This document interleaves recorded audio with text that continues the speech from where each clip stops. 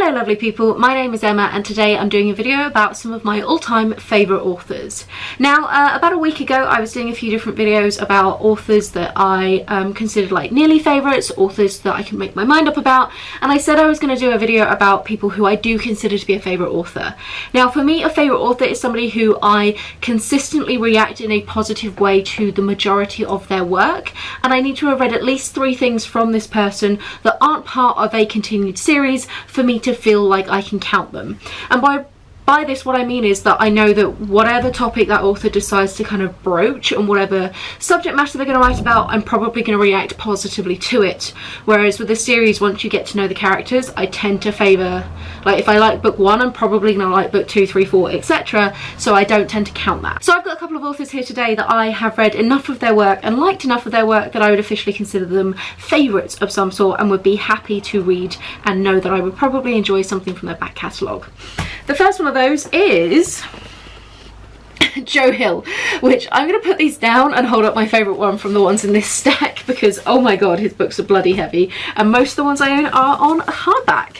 So Joe Hill is the son of Stephen King and is a horror writer who I absolutely adore. He's probably the first author I would consider to be my favourite and kind of the one that is like one of the few auto buys on this list where I pretty much pick up anything that he comes out with next.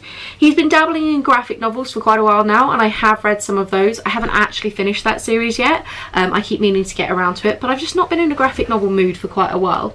He tends to, his kind of back catalogue has branched across a lot of different ideas. There's been some kind of post-apocalyptic stuff in there. This one in particular is like a horror, creepy, supernatural thing going on. My favourite all-time one of his is Heart-Shaped Box, which weirdly enough I don't actually own a copy of. I own on ebook form, but for me the thing that I think is really strongest with him is that he has really fun, creepy, quirky ideas, and I think he has the same kind of crazy mind that his dad Stephen King has, but with a lot more accessibility to his writing. I think he's far more fast-paced and is much better at wrapping up plots than his dad, and generally I find that all of his books are really immersive and really good fun.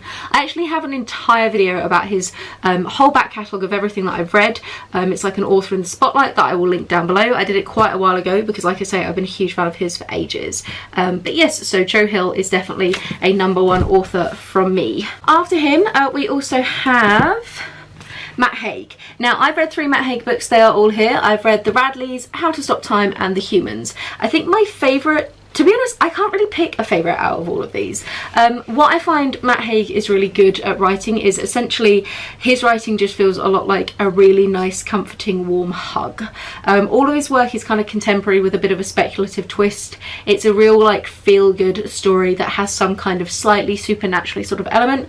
So of the books that we have here, The Humans is about an alien who takes over a human being's body and then basically learns what it means to be a human and all of our fun little quirks along the way.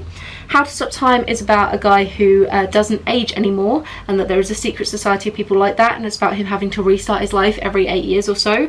Really heartwarming and fun. And then The Radleys is like a suburban take on vampires and might be the most entertaining of all of them. It was really amusing, had several laugh out loud moments and I absolutely loved it. Like I said, I find his writing just so warm and comforting and so like cozy to read, and I think especially at the moment if you're really struggling for stuff to pick up and you're kind of finding that you're not being able to concentrate very well, Matt Haig might be a good one to go for because I pretty much always devour his books in like 1 or 2 sittings. You know, they're the kind of thing that they're not very long and I absolutely tank my way through them. Now we're going to be veering off slightly. I do have a couple of classics in here, classic authors whose work I absolutely love, and one of those is George Orwell. So I've got his 2 big ones here, Animal Farm in 1984, but I have also read The Road to Wigan Pier. I listened to it on audiobook, and that's one of his non-fictions, and for me Orwell just has the most beautiful turn of phrase I think I've ever heard. His command of the English language is just absolutely stunning, and whether it be, you know, anthropomorphized animals who are taking over, or crazy dystopian universes, or like you know, political critiques of the mining in the north, as is the case with The Road to Wigan Pier, I just find that he brings whatever subject matter really to life, and he has,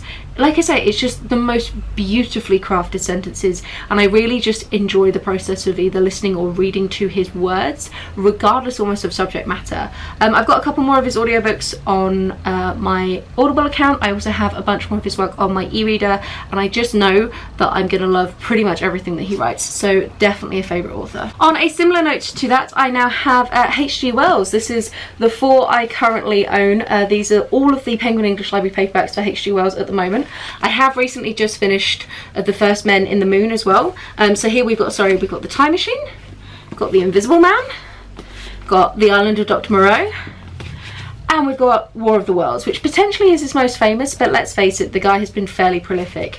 H.G. Wells is a sci-fi writer from the turn of the century and was hugely prolific in his time. Wrote like 60 or 70 books, both fiction and non-fiction, and again, I just think that he has the most wonderful writing. His sense of humour is just fantastic, and the way that it comes across. He has such a fascinating grasp of like being able to see where the world was going to develop. Like, he's a sci-fi writer, and he was writing about things like men going to the moon, and like had the first alien invasion fiction and the first time machine fiction and some of the early like invisibility fiction, and was just doing so many really cool things that really kind of showed that he could so clearly see where technology was going to go.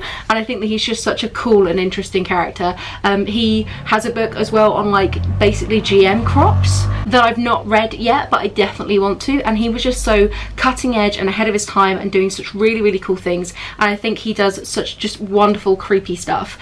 Personally, I prefer it when he's talking about like biology rather than technology, so I prefer things like The Time Machine and The Island of Dr. Moreau, because his ability to craft descriptions of freaky either new species or twists on existing species or anything is just absolutely amazing. But having said that, I really enjoy all of his tech stuff as well. I don't even know where I would suggest starting with him, because I think all of his stuff is absolutely golden, so just literally any of these, whichever one takes your fancy, and I would hazard a guess that pretty much everything he's ever written is going to be absolutely onto a winner. And like I said, hugely prolific, so he's got tons of work that's going to keep me really busy for a very long time. Now we have a non-fiction, and that one probably going to come as no surprise if you've been on my channel for a while, because I do talk about her fairly often, and that is Mary Roach. So these are the 4 that I've read.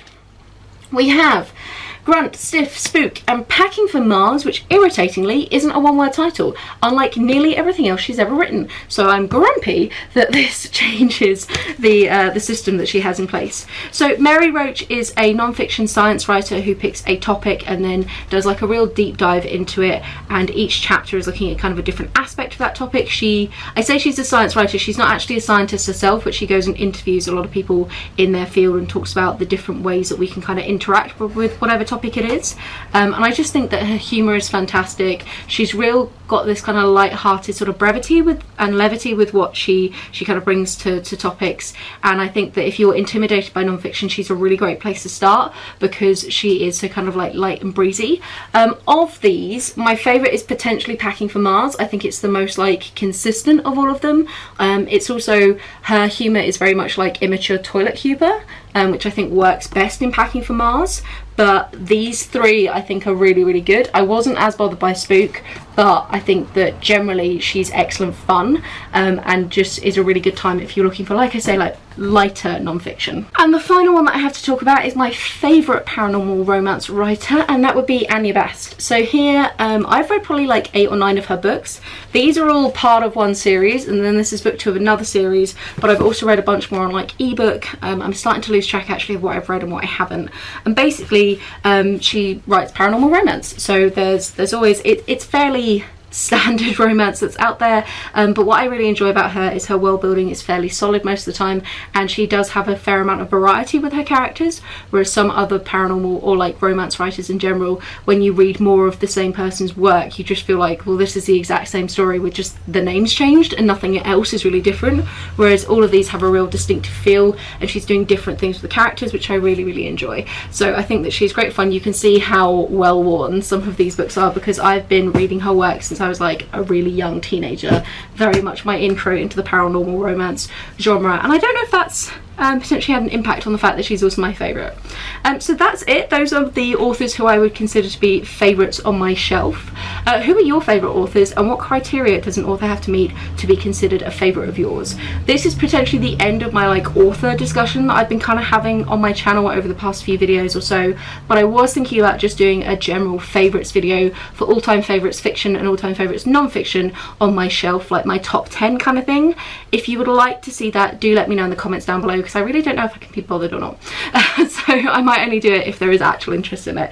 I hope you're all staying safe, have a wonderful reading week, and I'll chat to you soon. Bye!